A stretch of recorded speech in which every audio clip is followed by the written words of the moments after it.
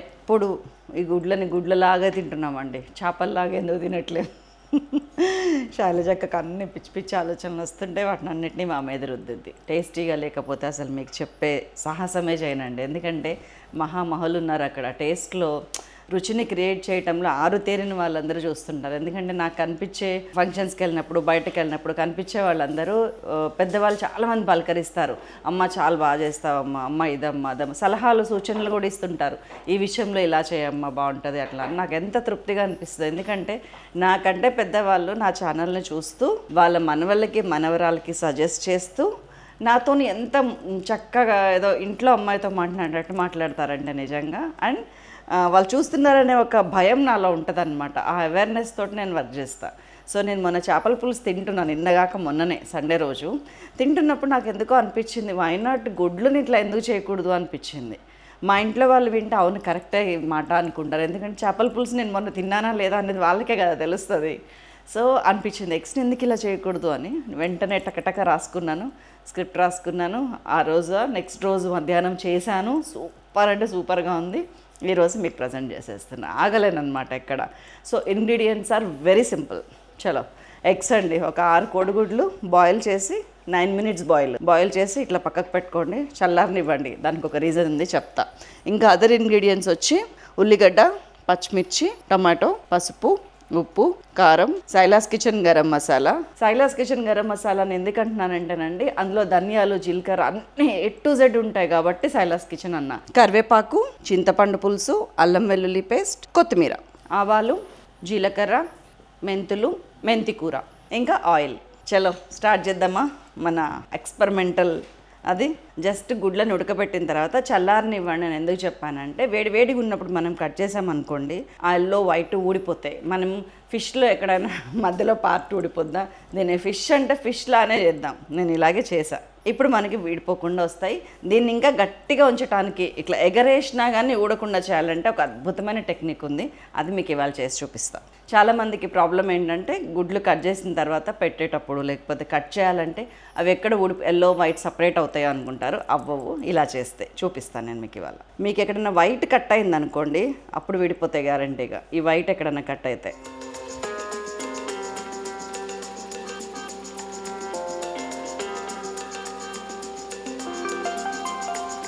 మన దగ్గరున్న ఇంగ్రీడియంట్స్లోంచినే ఈ పెంక వేడెక్కేలోపు ఒక పేస్ట్ తయారు చేసుకోండి. కొంచెం పేస్ట్ అనమాట. ఇదిగోండి గిత్తత పసుపు 1/10 స్పూన్ అని కూడా చెప్పలేను నేను, అంత తక్కువ అనమాట. సిమ్ చేశాను. కొంచెం ఉప్పు, 1/8 కారం, వెరీ లిటిల్ గరం మసాలా, కొంచెం అల్లం వెల్లుల్లి పేస్ట్. దీంతో మొన్న ఇంటికి ఫ్రెండ్స్ వచ్చినప్పుడు చాలాసార్లు చేస్తాను నేను ఇది. ఎగ్స్ బాయిల్ చేసిన తర్వాత ఇట్లా ఫ్రై చేసి పెట్టాను వాళ్ళకి. భాస్కర్ సార్ ఫ్రెండ్స్ వచ్చినప్పుడు వాళ్ళు అసలు పరేషాన్ అయినారు, ఇంత బాగా ఎట్లా వచ్చినాయి అని. ఇదిగోండి దాంతో ఆయిల్తో మిక్స్ చేసేసాయి పేస్ట్ మొత్తాన్ని. ఎంతండి పేస్ట్ మొత్తం కలిపి మీకు 1 teaspoon కూడా లేదు, 6 గుడ్లకి అంటే కొంచెం అనమాట. ఇప్పుడు పెంక వేడెక్కింది, కొంచెం వేడెక్కింది. ఫస్ట్ ఆయిల్ వేస్తున్నా, కొంచెం అన్నిటికీ 1/2 teaspoon ఆయిల్. కొంచెం హై పెడదాం. పరిగెత్తకు నువ్వు, ఆగా. గుడ్లకి ఆయిల్ రాసి సైడ్కి పెడుతున్నానండి.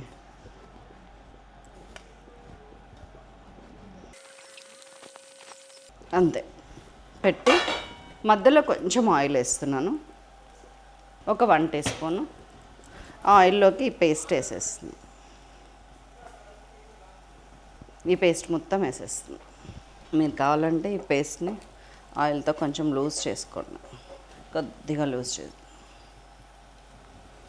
పేస్ట్ని లైట్గా ఫ్రై అవ్వనిస్తున్నాను. ఇప్పుడు ఒక్కొక్క గుడ్ని తీసుకెళ్తున్నాను, దానిలో ఇట్లా అంటున్నాను, బయటకు తెస్తున్నాను అన్ని వైపులా. ఇట్లా కొంచెం గుడ్డుని గట్టిపడనివ్వండి, వేగనివ్వండి. మధ్యలో ఈ కారంని నేను కావాలని అట్లా ఉండనిస్తున్నాను, వెయిట్ చేయండి.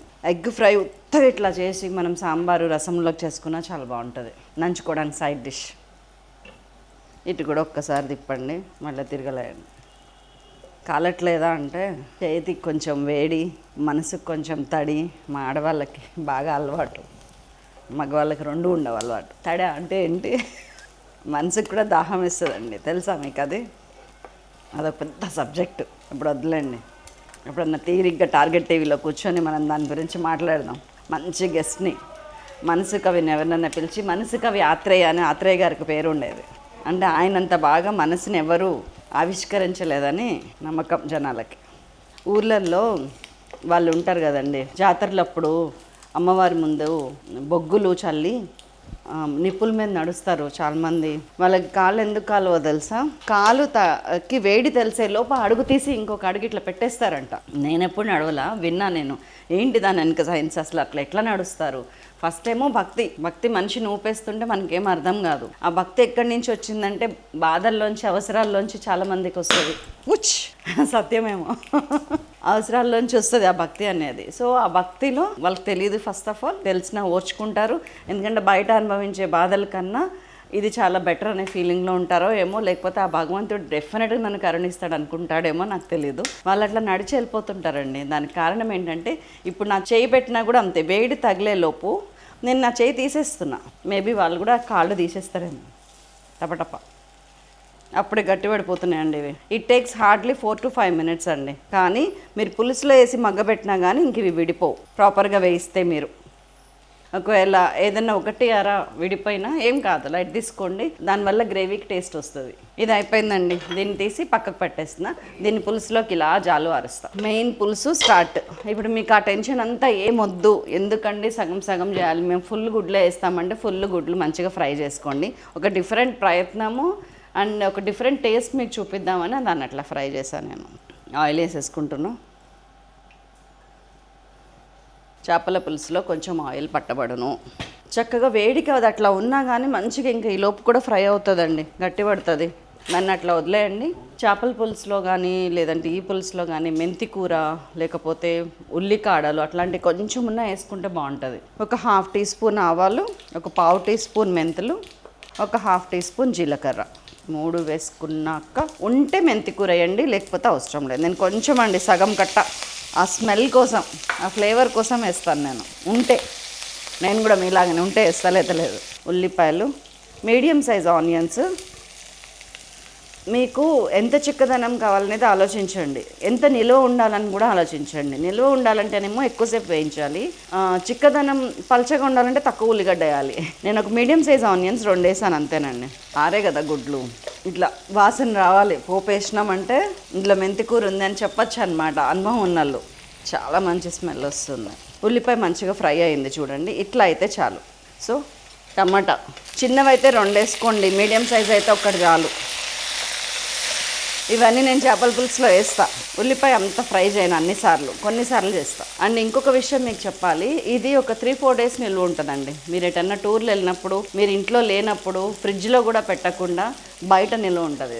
ఇది మీడియం ఫ్లేమ్ మీద ఫ్రై చేయండి, మంచిగా ఫ్రై అవుతుంది. ఇదిగోండి అల్లం వెల్లుల్లి పేస్ట్ 1 teaspoon ఫుల్. ఇలా ఎగ్ పులుసు నెక్స్ట్ లెవెల్ ఉంటుందండి. ఎగ్సే కదండి, ఒక్కసారైనా చేయొచ్చు కదా, చేసి ఎలా ఉందో నాకు చెప్పొచ్చు కదా, హ్యాపీ ఫీల్ అవుతాను. జస్ట్ అల్లం వెల్లుల్లి పేస్ట్ కొంచెం మిక్స్ అయిన తర్వాత ఒక 1/2 teaspoon పసుపు, ఒక 1.5 teaspoon ఉప్పు, ఒక 2 teaspoons కారం, ఒక 1 teaspoon గరం మసాలా. ఈ 1 teaspoon గరం మసాలాలోనే ధనియాలు ఉన్నాయి, జీలకర్ర ఉంది, గసగసాలు ఉంది, చెక్క ఉంది, లవంగా ఉంది, జాజికాయ ఉంది, జాపత్రి అన్నీ ఉన్నాయండి. ఇది మన శైలాస్ కిచెన్ గరం మసాలా. సింపుల్గా ఉండాలి, మీకు పెద్ద పని లేకుండా ఉండాలని తయారు చేసిన మసాలా, దాన్ని వేసేసాను. అందుకే మీకు స్టార్టింగ్లో కూడా నేను ఇంగ్రీడియంట్స్లో, ఒకవేళ ఇది లేదనుకోండి మీ ఇంట్లో, ధనియాల పొడి సపరేట్ వేసుకోండి, కొంచెం జీలకర్ర పొడి వేయండి, 1/2 teaspoon ధనియాల పొడి, 1/4 teaspoon జీలకర్ర పొడి, 1/4 teaspoon గరం మసాలా వేసేయండి, సరిపోద్ది. మనదైతే కనుక 1 teaspoonలో అన్నీ వచ్చేస్తాయి. మనం గరం మసాలా ఎప్పుడు యూజ్ చేసినా కానీ అదేనండి, కేజీకి 2 teaspoons పడుతుంది. చికెన్ ఫ్రై అయితే కనుక, మటన్ కర్రీ అని ఏదైనా 2 teaspoons వేసారంటే కేల్ కథం, ఇంకా ఏమి వేయొద్దు మీరు. మంచిగా ఉడికిందమ్మా. ఇప్పుడు వేస్తున్నాం పచ్చిమిరపకాయలు, కరివేపాకు. ఇవి తేలాలి కదా పులుసులో. 4-5 పచ్చిమిరపకాయలు, కొద్దిగా కరివేపాకు. మరీ ఎక్కువ వచ్చిన పిల్లలకి డిస్టర్బెన్స్. ఇది ఒక 20 to 25 grams ఆఫ్ చింతపండు అండి, మీరు తినే పులుపుని బట్టి యాడ్ చేసుకోండి. నేను వేసేస్తున్నా ఇక్కడ. అండ్ చింతపండు పులుసు కంపల్సరీ కర్రీలో చిక్కగా ఉండేటట్టు చూసుకోండి. ఇంత చిక్కగా కాదు, చూపిస్తాను నేను మీకు. ఒకసారి కలిపేసి ఈ పులుసుకి అంటు పులుసు లాగుంటేనే బాగుంటుంది.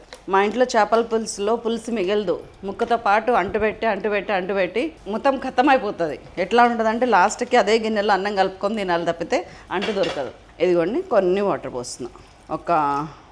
అందులో ఒక 50 ml ఉంది వాటరు, ఇందులో ఒక 50 ml. అంటే చింతపండు పులుసులో ఒక 50 ml, ఇక్కడ ఒక 50 ml. చేపల్లోనేమోనండి ఇట్లా ఉంచిన ఈ కన్సిస్టెన్సీ ఉంచిన చేపల్లోంచి నీళ్ళు వస్తుంది, కానీ గుడ్డలోంచి నీళ్ళు రావు. కాబట్టి కొంచెం యాడ్ చేస్తుంది. ఇదిగోండి ఇట్లా చాలు అంటు పులుసు. ఇప్పుడు ఒక్కసారి ఉప్పు కారం అన్నీ చూసుకోవడానికి this is the right time. చేపలే లేదు, గుడ్డే లేదు, ఇంత టేస్ట్ వచ్చేసింది ఏంటండి. మన గుడ్లు వచ్చేసినాయి పిక్చర్లోకి. విడిపోతున్నాయండి. నేనేం జాగ్రత్తగా ఎట్లేను, చెప్పాను ఒకటే అర విడిపోయినా వచ్చా, నష్టమేం లేదు. మీరు పూర్తి గుడ్లు వేసుకున్న ప్రాబ్లం లేదు, టేస్ట్ అదే. నేను ఒక కొత్త ప్రయోగం మీ ముందుకు తీసుకొద్దామని. ఇదిగోండి ఇది ఆల్రెడీ విడిపోయింది చూడండి, దీనిలో ఇక్కడ పడింది. 2 విడిపోయినాయండి, మిగతా ఏవి విడిపోవట్లేవు. దీన్ని ఇలాగే ఉడకబెడతాను, పెద్దగా కదపను. మనం చేప ముక్కలు పులుసులో వేసిన తర్వాత ఇలా అంటాం కదా. వెజిటేరియన్స్ ఎవరన్నా ఉంటే ఊరికనే 10 సార్లు చేపలు అంటున్నందుకు క్షమించండి. ఎందుకంటే ఈ రెసిపీ వచ్చిందే అందులోంచి కదా, అందుకని చెప్పాల్సి వస్తుంది. అర్థం చేసుకోండి. ఇట్లా పెట్టాను. అసలు ఇందులో గుడ్డు టేస్ట్ మామూలుగా ఉండదండి. చూస్తుంటేనే నోరు ఊరిపోతుంది, ఇంకా కర్రీ అవ్వకముందే నోరు ఊరిపోతుంది. ఇది చూడండి చేప ముక్కల్లాగా ఎట్లా తేలుతున్నాయో. దగ్గరికి చిక్కటి పులుసు. మూత పెట్టేస్తున్నా.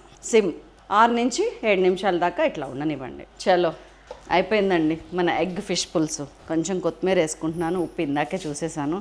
ఎప్పుడు తినాలా అని తహతహలాడుతున్నా. ఇది తిందామని పొద్దు నుంచి అన్నం తినకుండా వెయిటింగ్ నేను. చక్కగా ఇట్లానే కలపండి, ఇట్లానే వేయండి పిల్లలకి వేసినా కానీ. అస్సలు కొంచెం కూడా అడగంటలేదండి. ఇదిగో చూడండి ఎంత బాగుందో. ఇట్లా అంటు పులుసు ఇలానే బాగుంటుందండి. పచ్చిమిరపకాయ దీనిలోకి సేమ్ అండి. మనం చేపల పులుసులో పచ్చిమిరపకాయ ఎంత టేస్టీగా ఉంటుందో ఇది కూడా అట్లనే ఉంటుంది. ఉల్లిపాయ, కరివేపాకు ఏది వదిలిపెట్టేది లేదు ఇందులో. అసలు పులుసు మొత్తం సింక్ అయిపోద్దండి ఇట్లా కట్ చేయడం వల్ల. మీకు నిజంగా ఇంక నుంచి గుడ్డు పులుసు ఇలాగే చేస్తారు మీరు, అంత టేస్టీగా ఉంటుంది. కలర్ చూసారా అసలు? మీకు మొత్తం చేపల పులుసే రాలే? భలే ఉందండి. ఇప్పుడు కాలుతుంది నాకు. ఇందులో ఎల్లో కూడా డిఫరెంట్ టేస్ట్ ఉంటుంది. చెప్పాను కదా, ఇంకెవ్వరు చేపలు తెచ్చుకునే పని లేదు. ఎన్నిసార్లు చేపలు సస్తున్నాం శైలజతోటి.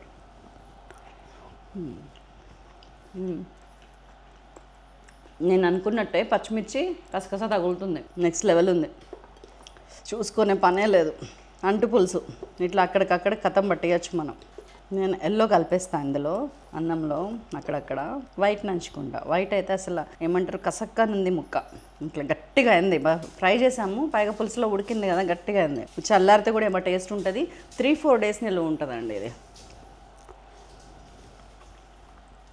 ఫ్రిడ్జ్లో పెట్టుకున్నాం. ఆహా ఏమే రుచి, సూపర్ డూపర్ అదిరింది పో. మెత్తుకు మిగల్చకుండా తినేసిన అండి, కరివేపాకుతో సహా. Simply super. ఓ పక్కన కెమెరా రన్ అవుతుంది, నేను ఆపాలనే ధ్యాస కూడా లేదు నాకు. శబాష్, సక్సెస్ఫుల్గా ఒక అద్భుతమైన రెసిపీని చూపించాను. నేను తృప్తితోని బాయ్ బాయ్ చెప్తున్నాను. సైనింగ్ ఆఫ్ యువర్ సాయిలక్క. మళ్ళీ నెక్స్ట్ ఇంకొక అద్భుతమైన రెసిపీతో మళ్ళీ కలుస్తాను. ఆ రెసిపీ కూడా చెప్పేస్తా. ఆవకాయ పచ్చడిని చింతకాయతోనే ఎలా పెట్టచ్చు అది చూపిస్తా నెక్స్ట్ రెసిపీ.